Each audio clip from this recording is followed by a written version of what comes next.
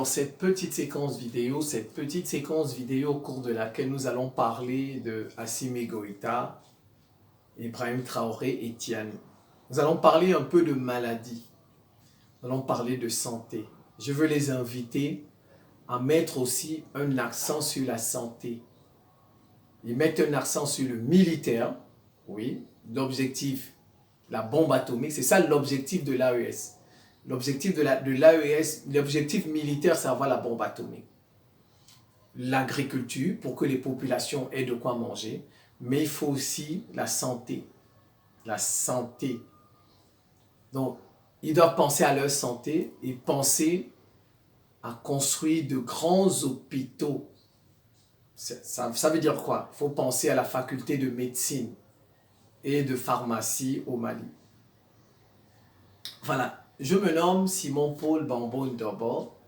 Je suis le ministre de la Défense de l'Afrique, ministre de la Défense du peuple noir, ministre d'un monde multipolaire et ministre de la réciprocité dans les relations entre les États. Je veux déjà leur rappeler ne jamais aller se faire soigner, peu importe le pays, s'ils savent que le pays la collabore même un peu avec les Occidentaux, qu'ils n'aillent jamais se faire soigner là-bas. Jamais. Vous savez, hein, chaque chose a son temps. Il y a un temps pour avoir une bonne santé et puis il y a un temps où votre santé décline.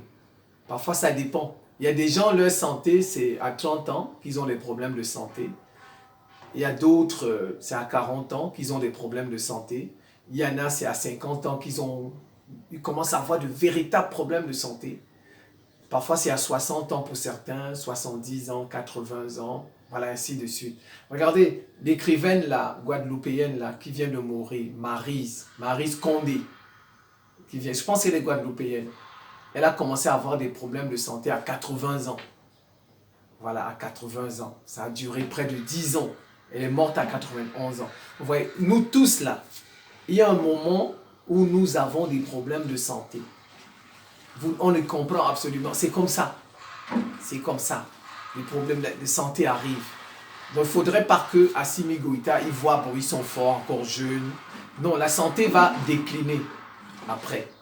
Ibrahim Traoré, fort, tout ça, non. Bon, Tiani est déjà plus âgé qu'eux, mais il aura aussi son moment. Peut-être qu'il a déjà, je ne sais pas, je ne connais pas le parcours de Tiani. Peut-être qu'il a déjà traversé son moment de maladie. Ou bien s'il ne l'a pas encore traversé, mais il va le vivre.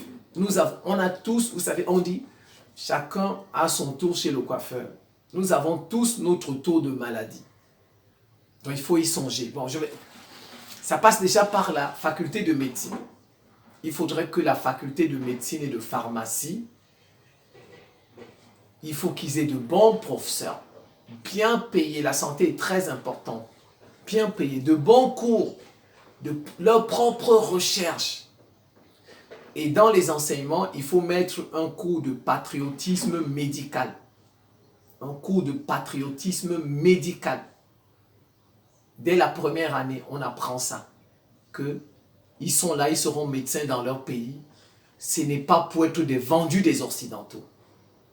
Ce n'est pas pour empoisonner des patients, des hommes politiques qui vont venir parce que l'Occident a dit, eh ben, tue-les. Et même les Maliens, ou bien les médecins qui sortent de l'AES, qui auront fait leurs études à l'étranger, qui reviennent, ils doivent repartir à l'école, faire ce cours de patriotisme médical. Absolument. Absolument. Il n'est pas normal que nos propres médecins, on les utilise pour nous tuer dans notre propre pays. Je vous dis, les Occidentaux connaissent, ils ont la liste de tous ceux qui passent les diplômes de médecine. Ils ont la liste de tous ceux ils les connaissent. Et vous savez, la santé, c'est... Prenez Mugabe. Vous savez, Mugabe ne s'est jamais fait soigner chez lui-même.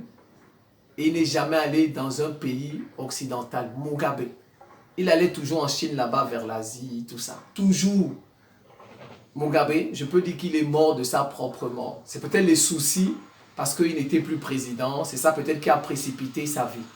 Mugabe, il le savait. Mugabe avait retenu les enseignements de Sékou Touré. Sékou Touré, il a combattu la France des Occidentaux, mais quand il a eu le conseil, il allait se faire soigner aux États-Unis. Je ne comprends pas Sékou Touré. Je ne comprends pas. En 94, non, en 84.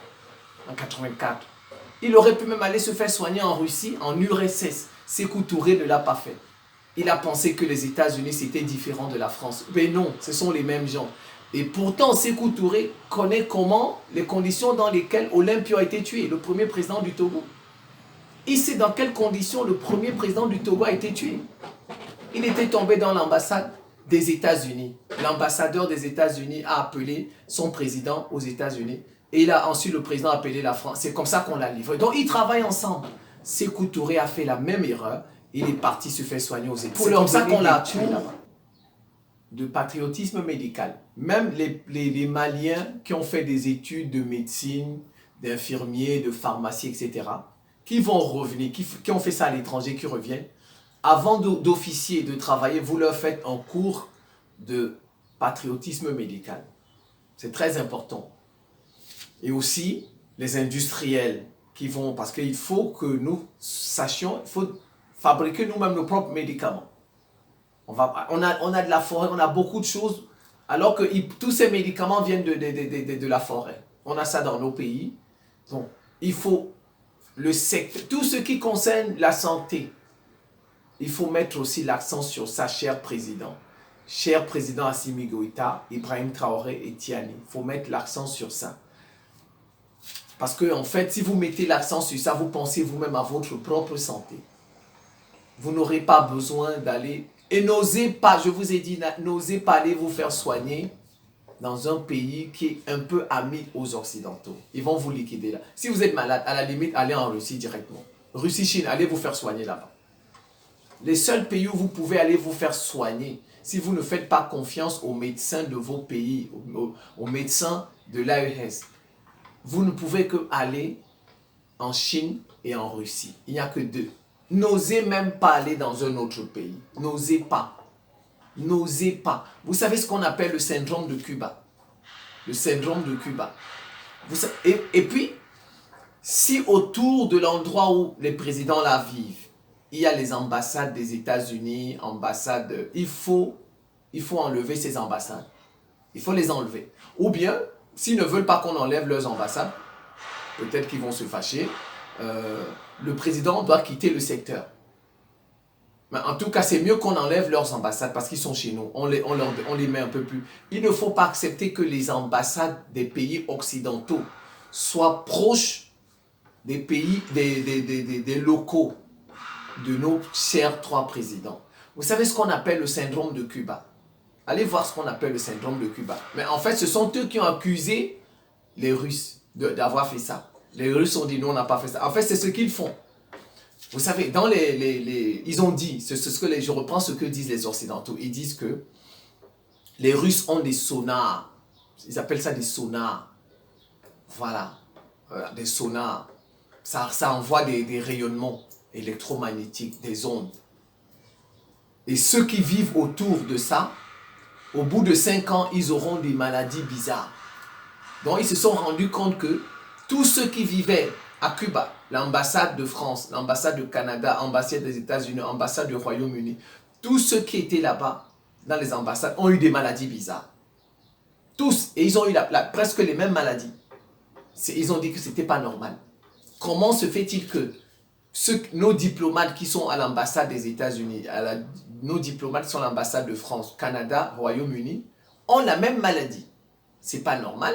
Donc, ça voudrait dire que ils ont conclu tout de suite que la Russie avait une arme qu'on appelle les sonars. Je sais pas, ils ont dit sonar, quelque chose comme ça, qui divulguait des ondes électromagnétiques. Et au bout d'un certain temps, c'est ça qui leur a donné des maladies à leurs diplomates. Et bon, ils ont accusé la Russie. Mais en fait, c'est certainement vrai. Parce que même Hugo, pas vrai le cas de la Russie, mais les choses comme ça existent. Parce que Hugo Chavez lui-même l'a dit, il a dit qu'il ne comprend pas d'où vient sa maladie, mais il a accusé les États-Unis. Hugo Chavez, il a accusé les États-Unis. Et certainement le palais de Bogota, et certainement les ambassades des États-Unis, tout ça, c'est pas très loin. Ou bien c'est lorsqu'il est parti aux États-Unis, à l'ONU, après le discours de l'ONU, que les micros, par exemple, sont infiltrés. C'est là où il a eu sa maladie. Hugo Chavez a dit que son cancer lui venait des États-Unis. Hugo Chavez l'a dit. Donc, ça veut dire que peut-être que des choses comme ça existent. Ou quelqu'un est à côté de votre maison, vous ne savez pas qui est dans il a des appareils. Au bout de 5 ans, vous vous retrouvez avec des maladies bizarres. Toute votre famille a des maladies bizarres. Vous ne comprenez pas. Effectivement, des choses comme ça existent. Donc, il faut contrôler toutes les maisons qui sont aux alentours des présidences. Si nos chers présidents habitent à la présidence, il faut contrôler toutes les maisons qui sont aux alentours. Et vérifier s'il n'y a pas ce genre d'appareil. S'il n'y a pas de sous-sol dans ces maisons, ils sont allés les cacher. Et il faut éloigner les ambassades de ces pays-là de la présidence. Il faut les éloigner. Parce que des choses comme ça existent. Demandez-vous, Hugo Chavez, comment il a fait pour tomber malade? Hugo Chavez. Hugo Chavez du Venezuela, il a accusé les États-Unis de son cancer. Il a dit, ce sont les États-Unis qui m'ont donné ce cancer. Voilà. Donc, les choses comme ça existent. Alors, donc, cher président, ne commettez pas l'erreur de Sékou Touré. Ne commettez pas cette erreur. Mettez le paquet aussi dans la santé. Comme vous mettez le paquet dans le militaire, mettez le paquet dans l'agriculture parce qu'il faut que les gens aient de quoi manger. Et mettez le paquet dans la santé. Les bonnes formations, être capable de fabriquer les médicaments et des cours de patriotisme sanitaire médical. Voilà, des cours de patriotisme. En plus de ça, qu'est-ce que je pourrais encore ajouter? Voilà. Parce que regardez, je peux même vous donner, regardez, vous pensez que Konan Bédié qui vient de mourir en Côte d'Ivoire, vous pensez que c'est normal? Konan Bédié, sa mort n'est pas normale, c'est une mort provoquée, Konan Bédié. La suite le prouve, parce que Konan Bédié voulait faire une alliance avec Gbagbo pour la prochaine élection. Or, ça n'arrangeait pas certains que vous connaissez. Parce que si Gbagbo et Konan Bédié font une alliance, ils ne peuvent pas, ceux qui sont au pouvoir ne peuvent pas gagner. Donc, on a écarté Konan Bédié. Regardez qui on a placé. Regardez qui on a placé à la place de Konan Bédié. Vous comprenez aussitôt que Konan Bédié a été éliminé, certainement dans les cliniques d'Abidjan. Soit à la maison, ensuite on l'a transporté à la clinique, et à la clinique on a fini avec lui. Vous comprenez ça? Donc vous avez vu, vous voyez, c'est pourquoi je parle de cours de patriotisme médical. Parce que nous avons des infirmiers, des médecins dans nos hôpitaux qui sont capables de nous liquider pour le compte des Occidentaux. Regardez Jerry Rawlings. Jerry Rawlings, lui-même, il est mort à l'hôpital aussi, au Ghana. Mais c'est... En fait, vous voyez, on a Jerry Rawlings, moi j'en suis convaincu, il a été éliminé. Moi, je suis convaincu que Jerry Rawlings a été éliminé. Parce que bon, il se faisait soigner au Ghana depuis des années. Mais pourquoi meurt-il après le coup d'État du Mali et après sa visite au Mali? C'est la question qu'on peut se poser. Pourquoi? Il avait l'habitude de se soigner chez lui, au Ghana. Ça, il avait l'habitude. Jerry Rawlings n'allait pas se faire soigner même en Europe, dans son propre pays, en Angleterre, l'Écosse. Il n'allait pas là-bas, son propre pays. Parce que son papa était écossais, c'est sa maman qui était ghanéenne. Jerry Rawlings n'allait pas là-bas. Mais comment Jerry Rawlings meurt après le coup d'État du Mali et après avoir rencontré Assimi Goïta? Certainement, ils se sont dit, tant que Jerry Rawlings est en vie, il va mettre de mauvaises idées dans la tête de ces jeunes militaires. Donc c'est pourquoi vous avez vu, on a fini avec lui. C'est pourquoi je dis qu'il faut faire des cours de patriotisme médical. Des cours de patriotisme. Jerry Rawlings, moi j'en suis convaincu. Jerry Rawlings, Konan Bédié, on les a éliminés. Donc, cher président, veillez à votre santé. Vous êtes jeune aujourd'hui, surtout pour les deux, Mali et Burkina. Vous avez encore la force, mais à un moment donné, la santé va se dégrader. Elle va se dégrader. Et quand la santé se dégrade, ça fait mal. On oublie qu'on est même dans un combat. Même si quand votre corps ne peut plus, vous avez tellement mal. Même votre ennemi, si on vous dit que c'est votre ennemi qui peut vous soigner, vous allez partir chez votre ennemi. Je vous dis, c'est comme ça la santé. La santé, c'est comme ça. Si on vous dit que c'est votre ennemi qui va vous soigner, vous irez vers. Alors donc faites attention. Veillez à ce qu'on ait de bons hôpitaux, bonnes facultés de médecine, de tout ce qui est autour de la santé et des industries pour fabriquer des médicaments. Et dans tout ça, il faut mettre des cours de patriotisme médical. Et ne faites jamais l'erreur d'aller vous faire soigner dans un hôpital dans un pays où ils ont un peu de relation avec les Occidentaux. Jamais. Vous avez deux pays, allez en Russie et en Chine. Allez en Russie et en Chine vous faire soigner. C'est tout. Si ça ne va pas, n'osez pas. Même un ami, on vous dit, n'osez pas. Sinon, ils ont déjà préparé un médecin là-bas pour finir avec vous. Voilà, je pense que je vais m'en tenir là. C'est la fin de cette petite séquence vidéo. Je vous remercie pour votre attention et à très bientôt.